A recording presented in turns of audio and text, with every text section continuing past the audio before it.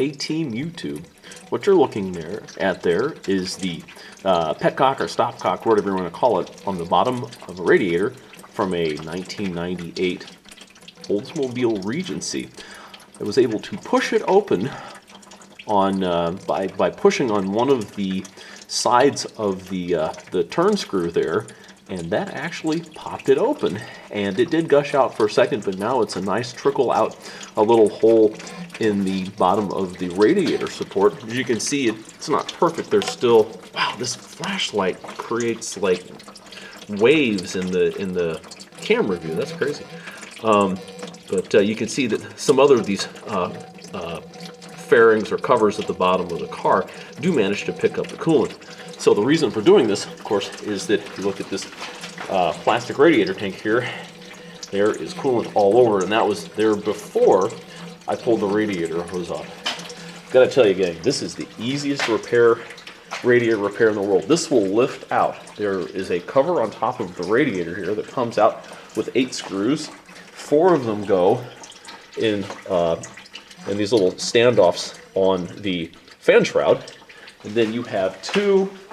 Let's see here if I can walk over here without killing myself. By the way, it's 10 degrees Fahrenheit out tonight. It is not a comfortable night for doing this. You have 2, looks like NPT fittings for the transmission cooler here, and those were tight after 23 years, but they broke loose with just enough force that it didn't feel like I was going to break anything permanently. And the only other thing you really had to remove was the air box that comes up here, and there's a couple of fasteners that hold it on right here on the, well, again, part of the core support, or whatever you call this member that runs across the front of the car.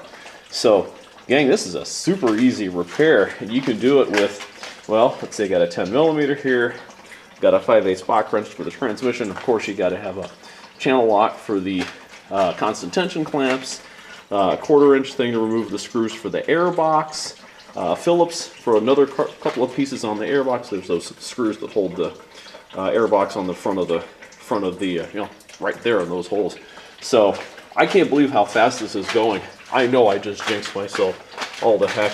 The only thing that looks interesting or different or unusual is down here. It looks like there's a level sensor in the radiator. I'm going to figure that out later.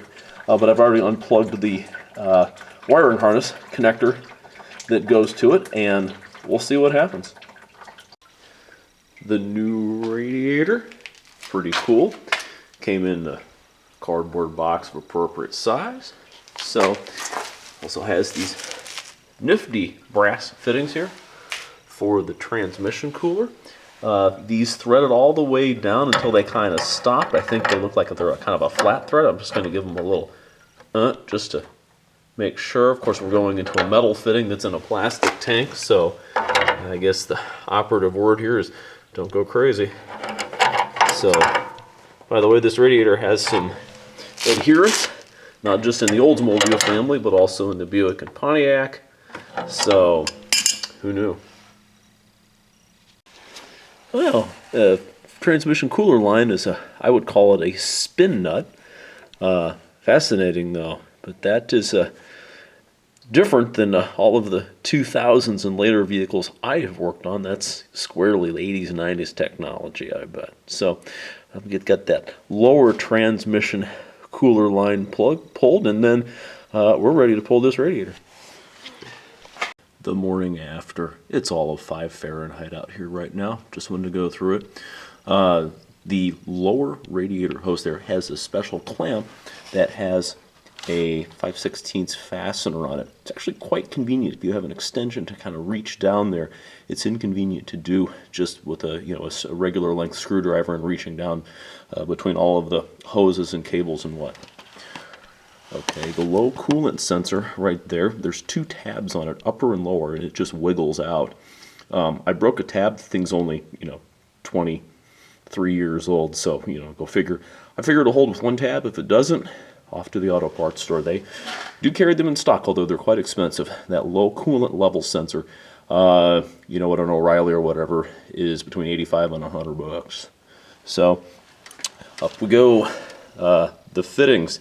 that brass adapter fitting that came with the radiator, what I had to do was use a couple of wrenches, and this is 3/4 and a 5/8, and to use the 3/4 on the brass, where'd you go? There on the brass fitting, you know, and hold it steady while I tightened the original transmission cooler line fitting onto it. Another thing that was kind of disappointing is because of the thickness of that, the transmission lines sit off of it, and it made it difficult to put the radiator back in place, to push it all the way forward. It was kind of like, if you can imagine, this is straight up and down, it was kind of slanted back and really wouldn't seat well. So I had to reach down in here, and there's a couple of, let me see if I can get a better angle. Let's see, there's one right down there. A couple of plastic clamps that hold the transmission lines going back to the transmission, of course. And I just popped those out. Now there's one here and there's one over here. It's kind of buried a little bit. I think what I'm going to do is I'm just going to put the transmission lines back in this clamp and just leave those up there kind of to float. I kind of checked it out. It looks like they won't rub or touch or anything like that, and even if they did, it would be, you know, years before they could possibly even have a problem. So I think that's the plan for today. The other plan is to take this car to a place that has a pressure washer and get all of the coolant. You know, people talk about how they really like seeing, you know, plastic guards and fairings underneath cars. You know, it gives a cleaner look underneath. Yeah, but it also catches and holds coolant and transmission fluid and all that sort of stuff, and it makes it a real mess when you want to actually clean everything up. I did start the car last night, let the air purge out. Of course, you want to use the bleeder screw there on the thermostat to let the air out after the car warms up sufficiently.